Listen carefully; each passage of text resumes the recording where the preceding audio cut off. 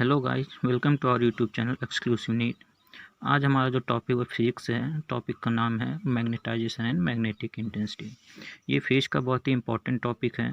इससे direct question आता है, कुछ रिलेशंस हैं जिसको हमको याद रखने हैं। वो डायरेक्ट उससे क्वेश्चन उठ के आता है, लेकिन इसको समझने में लोगों को दिक्कत होती है। तो आइए इसको बड़े ईजी वे से देखते हैं। तो मैग्नेटाइजेशन क्या होता है, मैग्नेटिक इंटेंसिटी क्या होती है, इसको हम देखेंगे। इससे रिलेटेड बहुत सारे रिलेशंस है, उसको बहुत ही इजी तरीके से याद करेंगे। तो मान लीजिए कोई मटेरियल है, वो मटेरियल कुछ भी हो सकता है। तो उसके अंदर कुछ ना कुछ मैग्नेटिक मोमेंट होगा। यहाँ पे M net, small M net क्या दिखा रहा है, मैग्नेटिक मोमेंट। अब उस नेट मैग्नेटिक मोमेंट की वैल्यू इक्वल टू जीरो या फिर मोर देन जीरो हो सकता है। ठीक है। तो अब एक टर्म है क्या, मैग्नेटाइजेशन, जिसको हम कैपिटल एम से डिनोट कर रहे हैं। होता क्या है कि जो मटेरियल का हम मैग्नेटाइजेशन निकालना चाह रहे हैं, उस मटेरियल के अंदर जो नेट मैग्नेटिक मोमेंट है पर यूनिट वॉल्यूम, यानी कि magnetic moment per unit volume, वो क्या होता है, मैग्नेटाइजेशन। ठीक है। तो मैग्नेटाइजेशन को कैसे डिफाइन करते हैं, net magnetic moment per unit volume. इसका यह एक वेक्टर क्वांटिटी है और इसकी यूनिट होती क्या, एम्पियर पर मीटर। ठीक है। तो आइए अब इस टॉपिक को डिटेल में समझने की कोशिश करते हैं। तो इसके लिए हम मान लेते हैं कि मान लीजिए कोई सोलेनॉइड है। ठीक है। तो इस सोलेनॉइड का कुछ मैग्नेटिक फील्ड होगा। वो मैग्नेटिक फील्ड को निकालने के लिए हम कैसे करेंगे, इसको मैग्नेटिक फील्ड होता है, उसको हम कैसे निकालेंगे, म्यू नॉट एन आई से। ठीक है। ये फार्मूला सबको याद है। और अब इस सोलेनॉइड, अगर मान लीजिए अगर ये solenoid as a external source की तरह काम करे, किस की तरह, एक्सटर्नल सोर्स की तरह काम करे। और एक्सटर्नल सोर्स क्या करे कि जो मटेरियल है, कोई एक नया मटेरियल है, उसको हमको क्या करना है, मैग्नेटाइज करना है। तो इस सोलेनॉइड की पावर उसको मैग्नेटाइज करने के लिए कैसे डिफाइन होगी, वो डिपेंड करेगा एन आई पे। कितने नंबर ऑफ टर्न्स हैं, कितने नंबर ऑफ टर्न्स है, और कितनी करंट फ्लो कर रही है उसमें। ठीक है। तो यानी कि इसका जो बी नॉट है वो डायरेक्टली किस पे डिपेंडेंट है, नंबर ऑफ टर्न्स पे और उसमें कितना करंट फ्लो कर रहा है। तो ये जो एन आई टर्म है, जो कि इसकी स्ट्रेंथ को दिखा रहा है, किसके, सोलेनॉइड को। तो एन आई को हमने क्या बोल दिया, एच। ठीक है। एक नया टर्म दे दिया हमने, एच। तो हम बी नॉट को क्या लिख सकते हैं, म्यू नॉट एच। अब ये एच क्या है, तो एच को हम डिफाइन करते हैं एज ए मैग्नेटिक इंटेंसिटी, जो कि हमारे टॉपिक का भी नाम था क्या, मैग्नेटिक इंटेंसिटी। ये जो एच बताता है वो मैग्नेटिक इंटेंसिटी बताता है। तो ये है क्या, इट डिनोट्स द पावर और स्ट्रेंथ ऑफ ए सोलेनॉइड। ठीक है। इस सोलेनॉइड का क्या पावर बता रहा है, स्ट्रेंथ बता रहा है, किस चीज़ के लिए, to magnetize other materials inside it. अगर हम इसके अंदर कोई मटेरियल रख दें तो उसको कितना मैग्नेटाइज करेगा, ये कौन डिफाइन करेगा, एच, यानी कि मैग्नेटिक इंटेंसिटी। अब हमने क्या किया कि कोई मटेरियल लिया, जो हमने वो मटेरियल एम ऊपर लिया था, तो उसको हमने क्या किया, इस सोलेनॉइड के अंदर अंदर डाल दिया। ठीक है। तो इस सोलेनॉइड के अंदर डाल दिया, तो इसके अंदर, इस मटेरियल के अंदर जो नेट मैग्नेटिक फील्ड होगा वो कुछ अलग मतलब चेंज होगा। उसके अंदर नेट मैग्नेटिक फील्ड हमने क्या बोल दिया कि एक तो जो इस सोलेनॉइड की वजह से है वो मैग्नेटिक फील्ड होगा, प्लस कुछ मैग्नेटिक फील्ड इस मटेरियल की वजह से भी आएगा। वो पॉजिटिव भी हो सकता है या फिर नेगेटिव भी हो सकता है। इसलिए हमने क्या किया, ये सब क्या है, वेक्टर क्वांटिटी है। ठीक है। तो हमने क्या किया, B naught plus B M, यानी कि कुछ सोलेनॉइड की वजह से और कुछ मटेरियल की वजह से हो गया। ठीक है। अब यहाँ पे जो सोलेनॉइड है, बी नॉट किसकी तरह काम कर रहा है, एक्सटर्नल मैग्नेटिक फील्ड की तरह। और बी एम को हम कैसे निकालेंगे, तो ऐसा देखा गया प्रैक्टिकली कि बी एम जो मटेरियल की वजह से उसके अंदर जो मैग्नेटिक फील्ड आ रहा था वो किसके डायरेक्टली प्रोपोर्शनल आ रहा था, उसके मैग्नेटाइजेशन के ऊपर। और जब हम डायरेक्टली प्रोपोर्शनलिटी का साइन हटाया तो एक कांस्टेंट आया क्या, म्यू नॉट। तो बी एम किसके इक्वल हो गया, म्यू नॉट इंटू एम। ठीक है।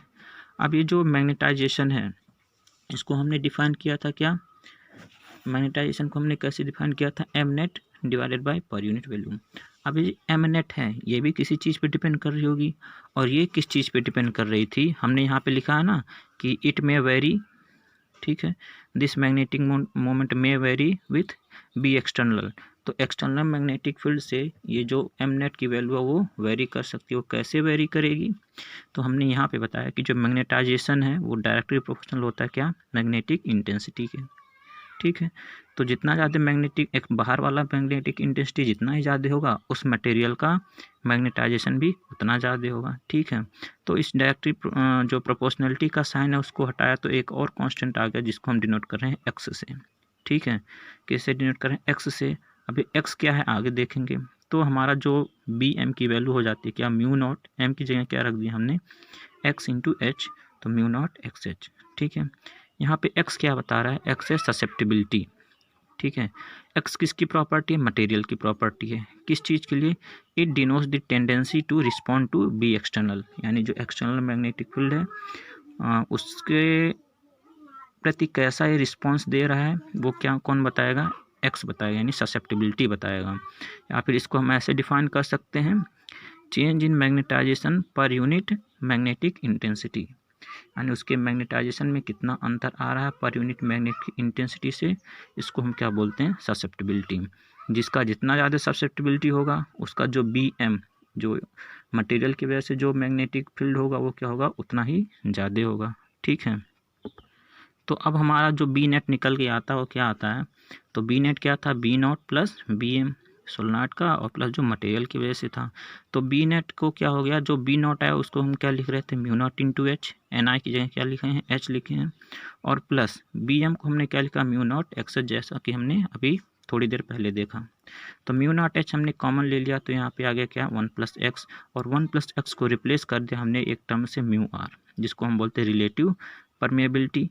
तो रिलेटिव परमेबिलिटी क्या होती है, वन प्लस एक्स, यानी वन प्लस ससेबिलिटी किसकी इक्वल होती है, रिलेटिव परमेबिलिटी की।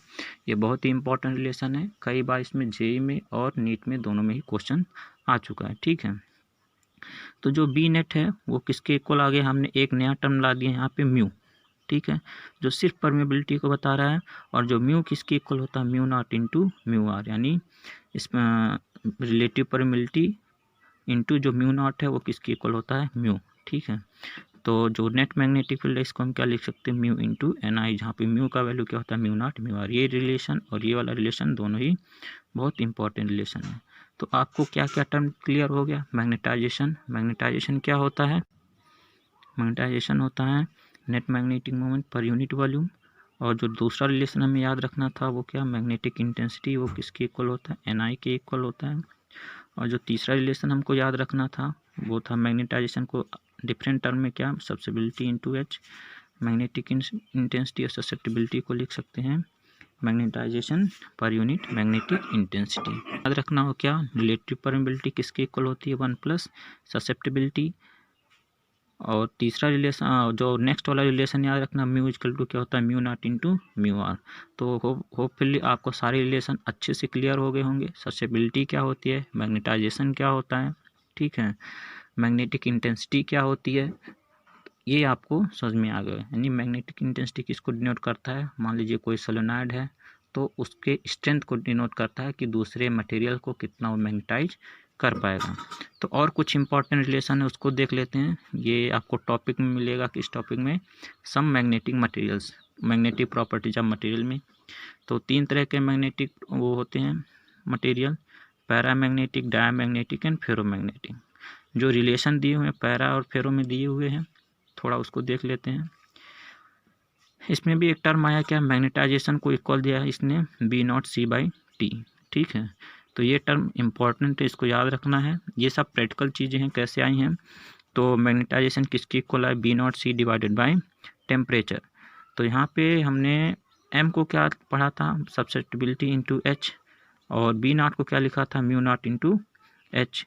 तो हमने क्या, बी नॉट को म्यू नॉट एच से रिप्लेस कर दिया और मैग्नेटाइजेशन को सब्सिटिबिलिटी इंटू एच से रिप्लेस कर दिया। एच एच दोनों तरफ कैंसिल आउट हो गया, तो एक नया रिलेशन निकल के आया क्या, susceptibility equal to mu naught C divided by T. तो ये रिलेशन आपको याद रखना है।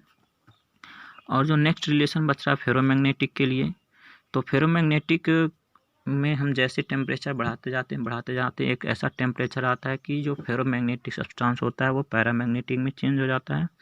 तो उसके बाद तब एक रिलेशन आते हैं क्या, सब्सिटिबिलिटी इक्वल टू होता है C divided by T minus C. C यहाँ पे क्या है, क्यूरी कांस्टेंट है, ठीक है। तो जिस टेम्परेचर